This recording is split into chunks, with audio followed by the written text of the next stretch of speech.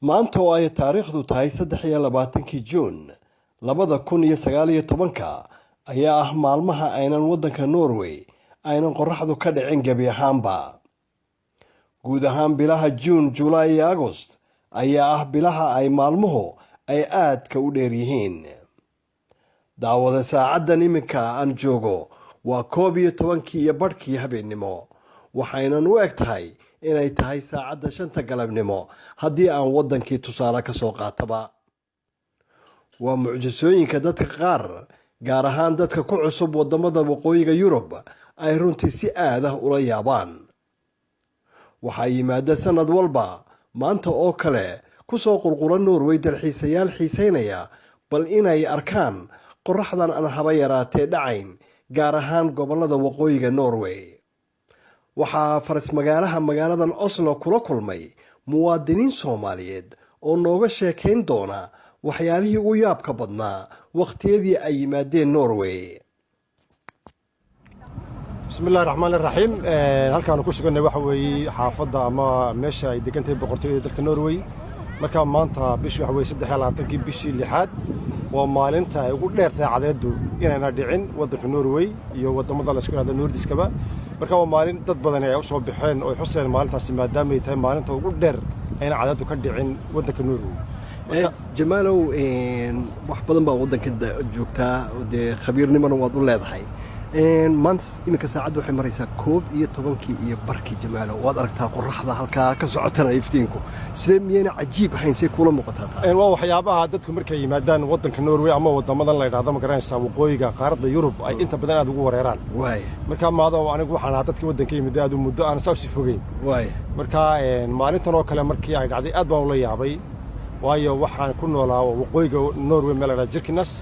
marka maalin sidan oo kale ah ama waqtigan oo kale aan la geeyay meeshaasi. dibadna asxaabtayda qaar ka mid ah ayaa waxay sugayeen xilligii ay tukan lahayn salaada maqrib ama xilligii salaadu dhici lahayd. marka 3 maalmood baan sugaynay markay cadeedu dhacdo. kadib markii dambe aan inuu waxbaas iyo maxaa jira dibadna waxaan tagnay qoladii ma garanaysaa ka shaqeynayay meeshaan joognay. marka iyaga noo sharaxay laakiin way adkeeyeen la fahmo way qofka yimid ma garanaysaa waa qaaradda Afrika oo kale ama wadamada Carabta oo kale ku adkaanaysa xagga markii madam meel cadeedu dhacayn oo soo jeedo 24 saacadood. marka waa adduunyada ma hadoo kaas waa la qabso wixii aad aragtaba. laakiin Jamaalow, marka waxa tireemka 3 cisho waxaan u maleynaynaa qoraxdu dhacayso kubad baanu ciyaareen. dareenkiinu sidii noqon markii la idin sheegay habeen weeye oo waa 2 habeenimo ama 1 iminka mar dhow waxay noqonaysaa 12 habeenimo. soo cajiib maaha? ma hadoo cajiib baa, laakiin waxa weeye waan ugu adkaatay inaan fahanno oo xitaa maadaama waddanka ku cusbayn maadaama luqadda lagu adkay turjumaanana loo dalbay. waayo anagu waxaan kaamsiga jiroon shaqo tagin oo iskuul aan tagaynin. markaanu caajisno waxaan la bixi jiray kubadda habeenkii inta badan. anagu markaan nooma kala socnay waxa la soo ciyaarnaa waan baxnaa markaasi. kadib markaan baxnana waxaad arkaysaa dadku way qaylinayaan kubadda meel ciyaar wad garanaysaa. xaafadii dacwada xaafadii iyo sideedii marka dadkii jaarkii baa naga soo dacwooday dadkan waxa loo sheego waa labadii habeenimo waxay banaan ku ciyaarayaan waa seexanay oo qoraxdu halka taagan tahay. cadeedu waqti xaggaasi taagan tahay. marka ha loo sheego. marka waana loo yeedhay turjumaanana loo qabtay, laakiin way adkeeyeen inaan fahno waan fahmi weyn waxa sidee u dhacdaa iyadoo cadeedu duhra inay labadii habeenimo noqoto. Jamaalow, ninka iminka waddankii jooga ee la yiraahdo waa 11 habeenimo, dareenkiisu muxuu leeyahay? miyaa la igu ciyaarayaa ma oranayaa ma isleedahay? wallaahi ma hadoo sidaan inagu aan ahaan jirnay ugayan way adagtay qofku inuu fahmo inuu yiraahdo 12 habeenimo ayaa cadeedu soo jeeda oo qofku ku adkaanaysa. laakiin markii qurbaha la yimid ama waxyaabaa nimka technology waxa laga yaabaa inuu qofku maqlay ama uu fahmay. laakiin berigi hore jirin technology-yadu ama Facebook ama wax loo yaqaan social media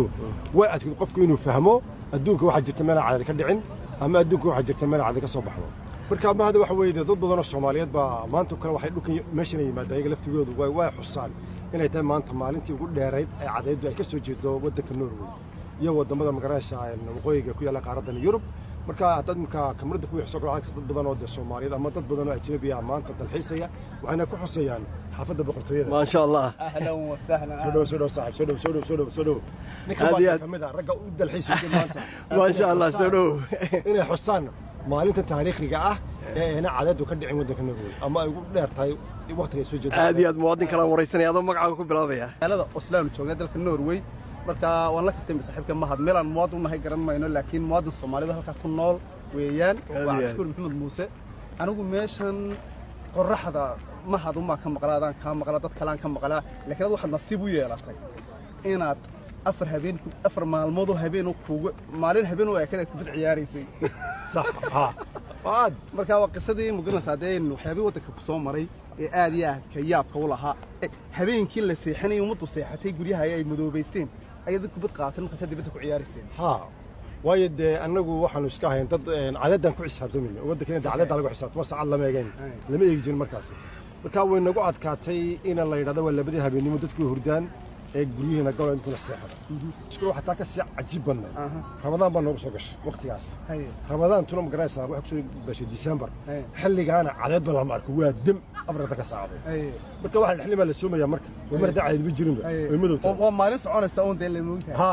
marka dadka qaar waxa yiraahdeen Sacuudiga la soomeeyaa qaar Turkiga qaar waxa meeshan joogna ku soomeynaa marka dadku way kala duwanayeen dadka qaar baa iska qiyaasanayeen Afrika la Soomaan oo kale ama iska waqtigii iska sameeyeen laakiin way adkado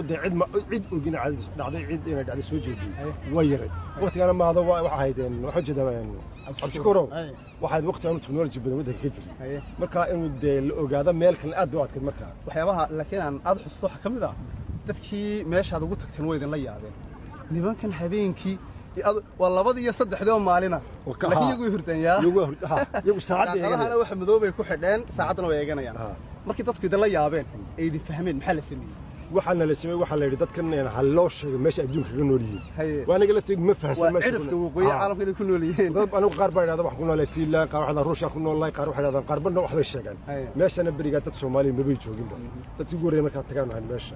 kadib waxa dadkan hal loo sheego ha laga dhaadhiciyo inay wadanku sida loo sheego saacada la eegto alla wax saacado marka cadeeda waana loo yeeray turjumaan baa loo qabtay luqadda iska adkeyd waxa laga dhaadhiciyo lagu deynaa laga dhaadhiciyo laakiin deeyaa nafaasinaya iyo taala meesha annagu waxaan leenahay caadi soo jeeda madax soo jeedana hawshu waa soconaysa markaas marka wani wariga ciid u soo baxay wadahay qaadina cadeed iyo habeen ku xisaabtan bino wati marka la balamiyo jiray saacada maqrib baan isku imanayna saacada cishay cadeed markay casarka tahay cadeed markay niiqa dhigto waxyaabaha soo jeeda duhurka imika waxa ku ina daawanaya qof aan sawiran karin cadeed taagan marka qofku isweydiinaya cadeed ma mid meel taagan ba mid soconaysa ba miyaan anaga waxa qiyasan qofka cadeed soo baxday ay dhacday marka qofka bal yar sawir cadeedaas sidee tahay waxa weeye inta badan dhulka waxa laga isticmaalaa waxa loo yaqaan waa tagaa dhulka wareego cadeed meel bay taagan tahay marka wadanka Norway joogna cadeedu inta badan dusha kuma dhacdo dadka waxa ka qabataa wajiga xitaa markay soo baxdo oo saasi kugu wareegaysa markaas oo waxaad arkaysaa yani markay inaga waxa lagu qiyaas karaa casarka kale markay tahay wadankeeni tan marka casarka ma bay taagan tahay kama dhaqaaqdo laakiin kugu soo wareegaysa markaas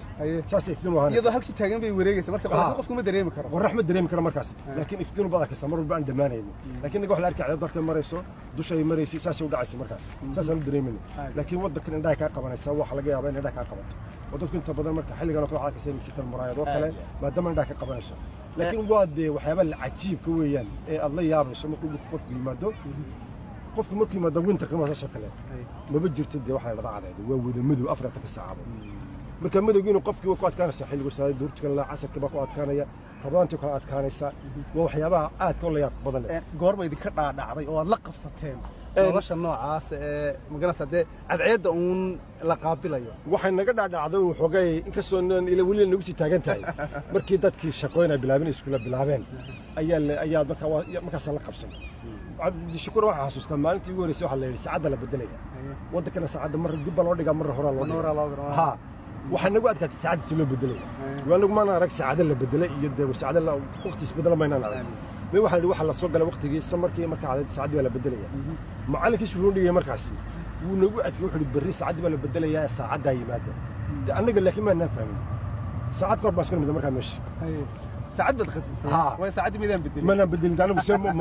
fahansana saacad la bedelaya laga ma dhacsanaba oo dee qof awalgii saacad la bedelaya arag saacad la bedelaya maxaa si loo bedelaya maxaa qaldan saacad kor nagu meeshu marka macallinka mid soodikii aan ii sheegay saacad la bedelaya marka saacad la bedel isaga markii dambe saacad intuu wareejiyay sida ka dhiga maanta laga bilaabo saacad waa saacad dib u dhiga marka xilliga markii jiyaalka tahayna saacad ba dib loo dhigaya marka samarka la gaala maxagaagana saacad ba hore loo soo raraa shaqada saamay maxaa la yiraahdaa ma hada waxaan aad kula xasuusta kamida meesha magaan ku sugan dhahay waa boqortooyada horteeda marka wadankan maalinta laga 17 May ama 7 bisha shanaad oo maalinta qaranimada wadanka Norway waxana lagu yiri waxa soo socota maalinta qaranimada Norway marka waxa la sameeyo meesha maraya waxa loo yaqaan baana torge baana toorgaas marka af Soomaali loo turjumo wuxuu noqonayaa tareenka carruurta